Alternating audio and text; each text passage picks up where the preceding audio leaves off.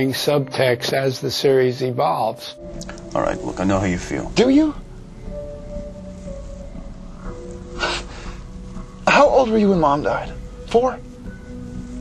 Jess died 6 months ago. How the hell would you know how I feel? The show is very, very difficult to produce. It's difficult to produce because you're moving so fast, and you want it to be feature film quality, and you need it to have action. It's probably, production-wise, the hardest thing I've ever been involved with. And every week is a different horror movie, so you're faced with a different set of challenges every week. Not only, does the look have to be carefully determined, but there has to be stunts, and there has to be CG, and there has to be prosthetic effects.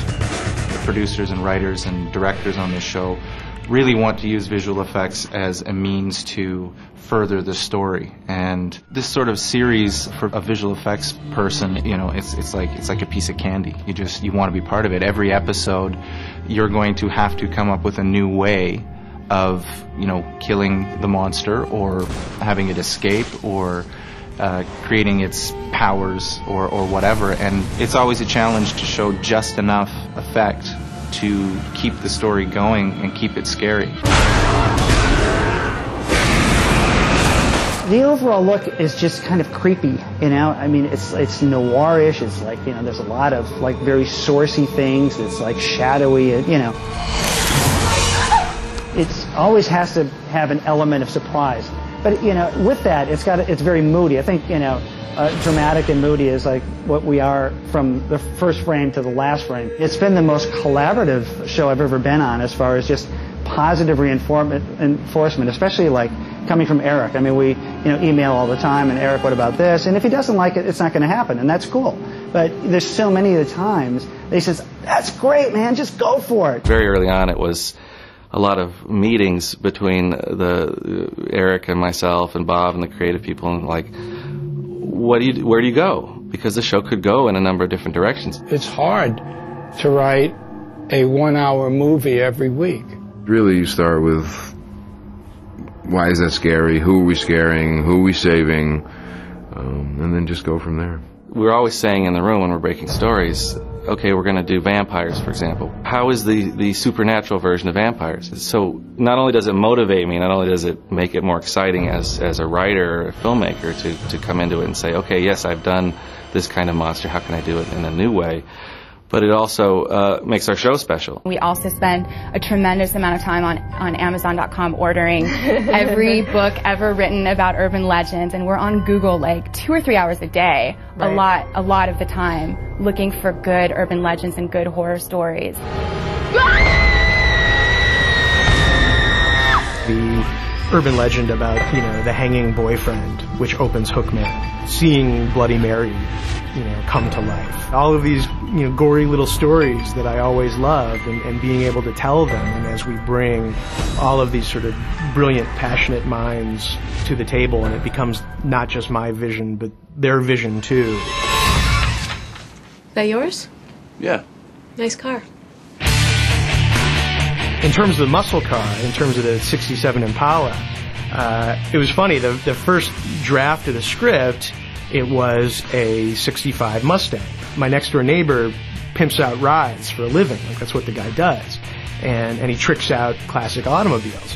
And he happened to be outside, and I was outside, and I said, hey man, let me ask you a question. I'm writing this script, and the guys are, supposed to be in this muscle car cruising around the country, and I'm thinking like a 65 Mustang.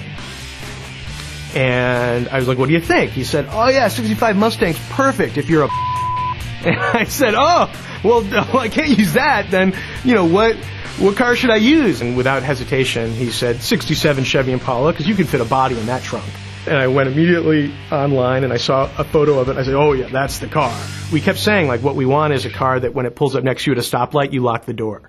Like, we wanted like a scary looking, car. And the Impala has really become, it's the third character to the show. I swear, man, you gotta update your cassette tape collection. Why? Well, for one, they're cassette tapes. And two, Black Sabbath, Motorhead, Metallica. It's the greatest hits of mullet rock. The voice of the show is classic rock and just sort of, dirty, dusty rock and roll that you put on in a cassette. I really wanted this vibe of classic Americana, and classic rock is a huge factor of that. This is a very important phrase, so I want you to repeat it back to me one more time. Zeppelin rules. That's right. Up high. And to me, it was such an important part of the show that they listened to that music. It was very clear from the get-go that we were going to have like Zeppelin and AC/DC and Ozzy Osbourne and Black Sabbath and Metallica, all bands that I really love.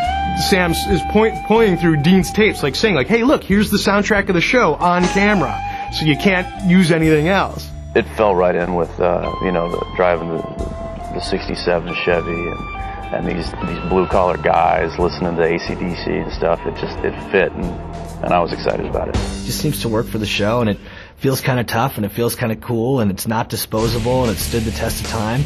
And these are stories that have stood the test of time. So between that and, Eric's love for it and my love for headbanging, we decided this was the way to go. Hi, my name's John Bonham. Isn't that the drummer for Led Zeppelin? Wow. Good. Classic rock fan. We think it has something for everybody. We put a lot of humor into the shows. We have mini love stories. People will sample it. They see that it's not just kind of it's certainly not a slasher movie every week. It really is rooted also in some real superstitions, and also it's very spiritual in a way. What'd you find out?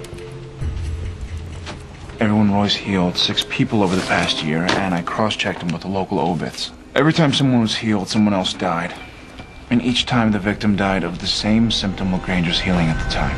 You take what Sarah and Rael did with the episode Faith, and like a level of exploration into ethical issues and sort of a moral investigation, and they're, trying to have deep, thoughtful, commentary. And I never would have thought that I would be involved with such a classy episode of TV. Faith, I think, was probably the least horror movie that we did. I thought it was about something. I thought there were real issues in that show that we explored within the context of our show, and it didn't feel preachy in any way. Why do you deserve to live more than my daughter? This was an episode that we conceived and we were really excited about, and also as we were sort of breaking the story, we became deeply concerned. Like, they're never going to let us, tell this story about a preacher's wife who's, evil and killing people that are, homosexual and, abortion rights activists. And we thought, oh God, they're gonna throw the book at us with this one. And nobody questioned it. I mean, they really gave us so much creative space. I don't think we want to experiment too much and go too far afield from what the show is, which is a good little horror movie every week, that has an ongoing story with the brothers and brings a certain amount of, emotion and relatable heart to it. You have to base your episode in real human emotion. We're finding our feet in that direction. I did an episode called Shadow where they see their father for the first time, and we really ground that in emotion. Then it's real, and you can make this real for an audience. I got to be a part of this fight. Really, this fight is just starting, and we are all going to have a part to play. For now, you got to trust me, son.